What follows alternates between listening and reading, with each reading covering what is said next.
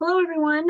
My name is Carmen Mezzera, and I serve as Executive Director of APSIA, the Association of Professional Schools of International Affairs. So we're the community of graduate schools worldwide that specialize in professionally focused international affairs and policy education. And our community has lots of different tools and resources for graduate students and prospective graduate students, but we also try to help support advisors in their really critical and important role advising and counseling students. And so I wanted to talk to you all in that distinct role about how you can help prepare your students for the global marketplace that we're in across lots and lots of different sectors. So how would you know if a student might be a good fit for a globally focused career? Well, maybe they're talking to you about how they want to use their professional energy to work on some of the big problems we have in the world. Poverty, climate change. I think disease is one that people feel very personally these days after the pandemic. That's how they want to spend their professional life, even if they don't really know what that means. Maybe they express to you this deep call to service. And whatever they do in their professional journey, they just want to help people. And there's a great place and space for them within a global career path. Maybe they're curious about the world and they either come with or they want to build language skills and they like different cultures and they want to travel and they want to have that be a signature piece of their professional life. Maybe they're curious about how policy decisions, whether it's at the state level, on the local level, the national level, the global level, how those influence and affect people's everyday lives. And they either want to be the person taking those decisions or they want to be the person influencing the one who makes those decisions. And that's really where they see change as something that's possible. Maybe they're like me when I was a student and they just like to argue, right? And they love that exchange and that bit of information and the back and forth and the chance to totally change somebody else's mind. And maybe every so often let their own mind be changed. But whatever they do, they want that energy that comes from arguing and debating about key issues and trying to solve big problems. And even if they don't have any of those pieces, maybe they just say to you, I want to leave the world better than I found it. I don't know how, but I want to be part of positive social change. And whether it's these or something else, there is a space and a place for them within the global professional marketplace. So, what do global careers look like? For better or for worse, the answer is everything. Many people may know about global opportunities in fields like diplomacy or defense or even global development, but there is a global element to absolutely everything. So if you have students interested in science and technology or energy or communications or business or law or education, all of these pieces have a global element to them. And we can talk about some ways students can find those global pieces within spaces that they may assume don't have an international component, but absolutely and very much do. So again, for good or for ill, there are possibilities for students to live out a global interest and have a global career within all of the different pathways that you may encounter and you may have in your portfolio of advisors and majors. But as they think about their interests and how they can combine those interests with different global career opportunities, it's useful to start to think about how these things intersect with the real world. And I'll make sure that this particular slide, but all of these slides come to you all afterwards, so you don't have to sort of take furious notes. But as you think about how the world intersects with a particular issue or a major or an interest, some of that may come from the news. Some of that may come from job sites like Indeed or LinkedIn. Some of it may truly come from putting those keywords together into Google and seeing what comes out. So if you have a student interested in information technology and computer science, they can combine that with an interest in security or defense, whether that's bringing the fight to others through cyber warfare, whether that's playing a defensive mode and trying to protect assets and different possibilities. That's one way that those two key issues intersect. One thing I didn't mention was that in our space, we'll broadly talk about 4 big types of job opportunities. But the list that you see here goes across and among all 4 of those different possibilities. So you may hear us talk about jobs in the public sector, local, state, national governments. You'll hear us talk about jobs in the private sector, for-profit companies. You'll hear us talk about jobs in the nonprofit sector, and then what we call the multilateral sector. So those are places that you may know, like the World Bank or the UN or any intergovernmental agency where different governments come together to try to work on issues. So to use that example of cyber warfare, you'll see agencies doing that on the local, state, national level. And these are real examples. The NY Police Department in New York has a cyber warfare division. So does the state, so does lots of different agencies within the federal government. You'll see it on the for-profit side, whether it's companies who particularly do that, banking industries that are trying to protect themselves, people who are trafficking, or excuse me, trying to understand how money traffics around the world through different banking entities. All of that, again, has that intersection of computer science and security and defense. You'll see it in the nonprofit sector as they're trying to protect information on where refugees are, who their informants are, who's reporting human rights abuses. All of that has a cyber component to it that has to have that understanding of both international affairs and computer science. And you'll see it in the multilateral sector, whether it's folks making decisions about how these particular issues get governed, how it plays out across national borders, how we deal with emerging threats in these spaces. So that student who's interested in both computer science and international affairs has possibilities across all four of those sectors and lots of different ways to live out the intersection of those interests. And that's just one that I picked out from this list, but you'll see the same thing for a student who's interested in journalism and a particular part of the world and how that can live out as a human rights monitor for an NGO or for the US government, for a for-profit company. Lots of for-profit companies have a human rights team, and on the multilateral level. So all of these possibilities can play out across all four of those different sectors. So whatever the student comes to you with their key interests, they can figure out how that links to global issues. And then from there, think about what kinds of agencies are working on those issues across all four sectors. So it doesn't have to be that they only want to work for a company or only want to work for the government. There's really possibilities across and among all of those different areas, which can make life very overwhelming, we understand. And I'll share in a minute some of the different tools we have to make things a little easier on you all, because the space is so very big. Because the space is so very big, I would argue there are some key skills that students need to have, no matter which of those areas or which of those topics they want to work on. And this can be a great way to ground students whose interests may change, whose career sectors may change, but these kinds of pieces are, in my opinion, always going to be helpful and going to be applicable no matter where they want to go. So the first piece is some exposure to professional life. What is it to work in an office? What is it to have a boss? What is it to have colleagues? How do you navigate and behave in all of those different places and spaces? In a perfect world, which we don't live in, they'd have some ability to do that with an international component.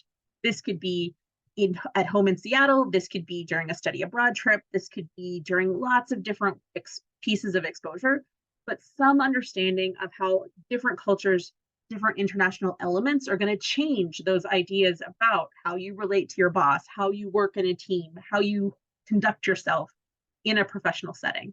So again, that's the cherry on top, but at a minimum, some exposure to professional life. I think they also need to be able to communicate clearly. A lot of international affairs and international work is done in written form. So the more you can encourage them to strengthen their writing, to make it short and clear and concise. Unfortunately, that's not the giant 80-page paper their faculty may ask them to do, but it's taking all the information that would be in that 80-page paper and giving it to me as an employer in a page and a half, 2 pages max. So encouraging them to really practice that skill and to sharpen and focus the writing that they do. And similarly, to get comfortable speaking in front of lots of different kinds of audiences. So when you have that really shy student who would be very happy to just kind of sit at their desk forever and never talk to anyone, encouraging them to try being the one who gives the class presentation, who stands up and does some type of outward communication, because even if they do have a job where they can just sit at their desk the whole time, at some point they're going to need to take the knowledge that's in their head and share it with others. So the more they can practice that in the safe space that is campus, I think the better for them and the better prepared they'll be going out into the world. Again, one of those cherry on top communication pieces is the ability to communicate in languages other than their native language. Some of your students may come in already bilingual because of life at home or other experiences that they've had. And that's really something to celebrate, and encouraging them, if they have that skill, to really work on how well they write and how well they speak in multiple languages for those kinds of professional experiences. If that's something they haven't had exposure to, encouraging them to just get comfortable with a few key phrases to start to get exposed to that, and maybe they can get interested. And we can talk about ways that other people will pay for them to gain language skills if they so desire. That's really, again, one of those cherry on top pieces that can help to really propel someone forward professionally. The third piece I think everybody needs is really the language of information. For some of your students, that's going to be the actual data computation, manipulation of information, and the harder analytical pieces, the quantitative analysis piece. But I think for everybody, it's important for them to be able to look at a situation, to unpack it. What works? What isn't? What should they keep? What should they fix? All of those key analytical elements and how they take a situation apart is a really key skill set. And we can talk about how they'll do this, or ways they can do this on campus, in internships, in their coursework, in jobs. But that's one of those things that, particularly now, is a skill set that students are going to need more and more of. There's going to be so much information coming at them, regardless of what position they hold, that it's important that they have the ability to process it, understand it, and know what to do with it when they have it, whether it's the quantitative math piece or not. And similarly, what I think of as project management, but what's really the ability for them to take an idea in their head and move it from point A to point Z. Can they figure out how to marshal the human resources, the financial resources, the time to move something forward? It could be in their faith community, it could be a student club, it could be the process of applying to a fellowship or a job, some way for them to work on those muscles of how they don't just think of things, they really have to execute them in the world. So that skill is something you can also help them as they plan activities for you, or do particular projects, or how they think about their job that they might have and how that's taught them some project management skills. But there's lots of ways they can sharpen that piece, because employers want students who can deliver, who don't just think of stuff, but can bring it into the world. And the last piece I think everybody needs is a network around them of other humans who can contribute to their understanding of opportunities and possibilities. So in some cases, that might be just reminding them that you and their faculty and alumni from all of the institutions you serve, and their peers, and lots of other networks of young professionals interested in this, or community of folks who do that, all of those folks have information that can be of service to students. It might be an information about a job or an internship, a school they hadn't thought of, an opportunity they could pursue. All of that can come from the situation around them. They just need to think about it as a resource and as a network. So I'm not talking about networking in the stand in a room with a cocktail drink in your hand kind of way. I mean, thinking about the community around you and the information and the tools they have to serve those students as they go forward into the world. And I'm sure that's something you remind them of often, but I think the more students can hear that message, the more it may actually sink in about all of the assets they have at their disposal. So I talked a little bit about this, but it's very easy for me to say they need these things, but how can they get them? I think the internship piece, the work study piece, all of that is really useful, especially on the professional exposure side. There are lots and lots of remote internships these days, far more than before the pandemic. And I think remote internships are beneficial partially because they give students the chance to access opportunities that would not have been there because they're not necessarily in Seattle or local to you all, but also because that's the way the workforce is moving. So all of those pieces I talked about in managing a boss and working with a team, all of that has been changed by remote and hybrid work. So remote internships can be a really useful bit of exposure to the way that piece of professional life is moving. If they're able to study abroad, I would encourage you to encourage them to go short-term, long-term, a semester, a week, any exposure to life outside of their home environment is, I think, very beneficial. It also helps to build their communication skills. The process of going and getting themselves ready to go helps to build their project management skills. All of these are ways to help, like I said, exercise those muscles and get ready for professional life. If study abroad while they're a student isn't a possibility, there are lots of different fellowships that are summer long for after they graduate, where using someone else's resources, students can go and get that exposure to life outside of their immediate community. If that's not possible, there are still ways that they can build their professional skills through the coursework they have to do, through the coursework that they take and submit for external publication.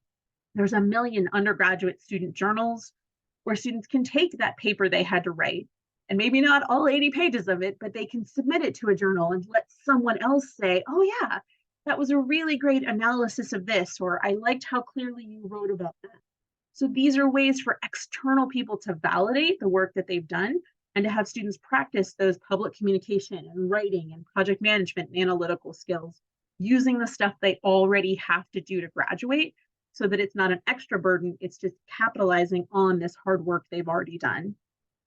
If they're looking for opportunities to build out their skill set in a complement to their classes, there's lots of things they can do as they prepare for graduation. Lots of folks know about Peace Corps and AmeriCorps, lots of volunteer opportunities right around where you are that will enable students to build out all of these different skills. And I'm happy to talk through some of those possibilities.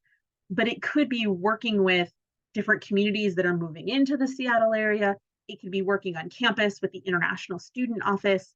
It could be working with a faith community. It could be working with local government. As I mentioned, the police department, the Customs and Border Office. There's so much going on right around you in Seattle that will give students the chance to build out these skills and get exposed to these different pieces, practice their writing, practice their communication, practice their analytics. All of these are different things they can do without even leaving home. There's also, on the networking side, lots of different groups that they can join that are not necessarily immediately connected to campus life, so they can gain an even broader network than they have. 1,000,001 young professionals groups, whether really broad topics like young professionals in foreign policy, or really specific groups like women of color advancing peace and security.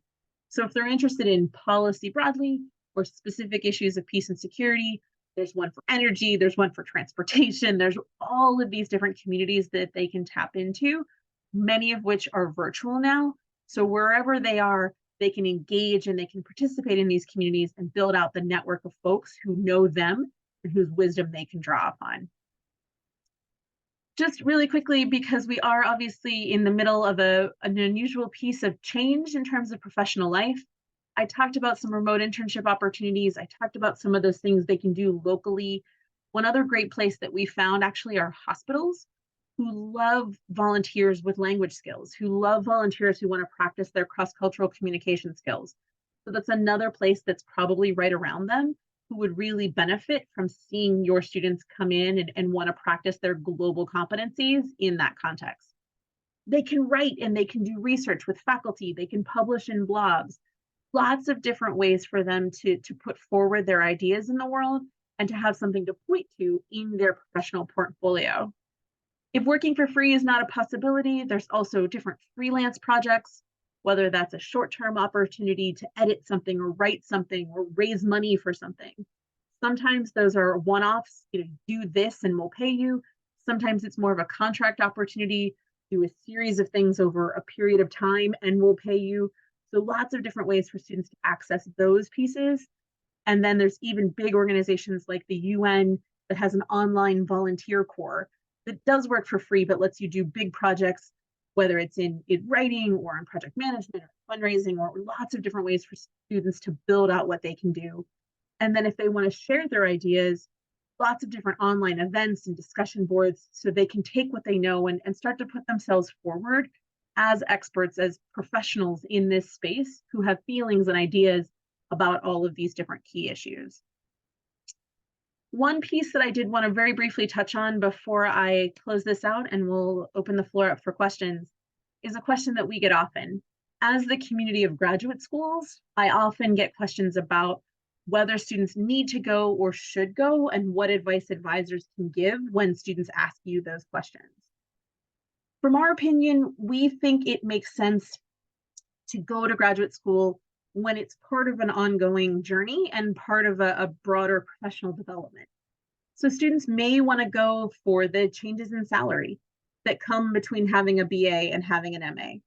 They may want to go to graduate school because there's a particular subject they want to master, even if it's an enormous subject like my master's degree in international politics, which is huge, but it's a smaller subset of the larger topic of international affairs. There may be something they really want to wrap their hands around, and that's a great reason to go to graduate school. There may come a time in their professional life when they want to advance to the next level of opportunity, and they need that graduate degree to open lots of doors. And maybe that's a good reason to go to graduate school. Or they're looking for the professional toolkit that comes from having a master's degree. For us, we think grounding it in these professional career-focused opportunities really helps students get much more out of the experience of graduate school, rather than students who sort of wander in and hope that it will help them shape some of their thinking about these issues. We have lots of those students, and it's not that they don't have a great experience, but from my own personal experience, as well as more broadly what we've seen, grounding it in some of these pieces just helps the student get so much more out of all of that time and all of that investment. So last but not least, I want to share some of the tools that APSIA has to make life a little easier for advisors.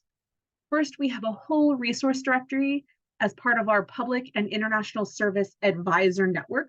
This is a community of undergraduate advisors all across the United States. There's about 600 different advisors on campuses that we come together and help hold workshops for and trainings for and share tools with. But on that resource directory, which is open to anyone, you can find handouts and downloads and podcasts and videos and all sorts of different tools to make your life a little easier. We also have a searchable directory of fellowships and scholarships. So if students do come to you looking to find ways to fund study abroad or graduate school or post-undergrad work, they can filter out different pieces and find some opportunities they may not know before. If they do decide that graduate school makes sense, all of our schools have profiles on our website, and they can see career outcomes and the different degree programs that are offered. We also have a whole career guide on our website that unpacks each of those different issues that I talked about earlier: business, law, science and technology, energy, talks a little bit about some skills and tips they may need, and then suggests some different worldwide employers that they can use to learn more about those fields. We also have an active jobs board on our website that you can point students to, whether it's for internships, remote opportunities, jobs, all the way up to faculty positions and postdocs. So lots of different possibilities there too, and it's an easy place for you to send them to start to do their own homework. And then we're finally as active as we can be across lots of different social media channels, telling stories about alumni and students, sharing opportunities and jobs and fellowships. So lots of different content, and students that follow us or offices that follow us will have access to all of those pieces as we put them out into the world. So I want to thank you all for being with me on this journey as we talk about students and their role in the global marketplace. I'm going to close out our recording, and with that, I will be able to answer questions from folks and see how we can be of service. So thanks, everybody, and we'll go from there.